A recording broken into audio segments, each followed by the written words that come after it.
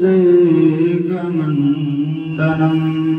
समस्तपापखण्डनं स्वभक्तचित्तरञ्जन सदैव नन्दनन्दनं सुपेच्छगोत्समस्तकं सुनादवेणुहस्तकम् अनङ्गरङ्गसागरं नमामि कृष्णनागरं भजे व्रजैकमण्डनं गुणाकरं सुखाकरं कृपाकरं सुरद्वेषण निकन्दनं नमामि गोपनन्दनं नवीन गोपनागरं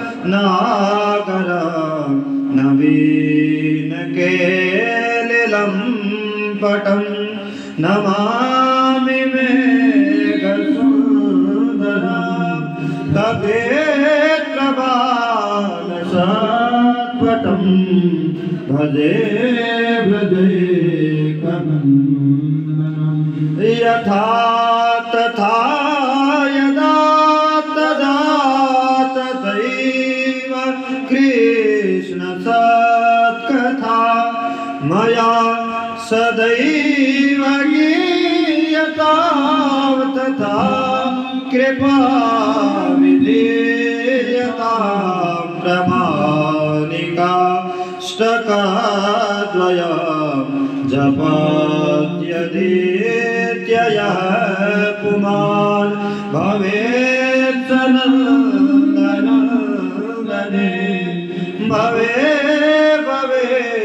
सुभक्तिमान् भजे व्रजैकमण्डनं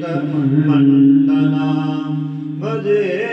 व्रजैकमण्डनं।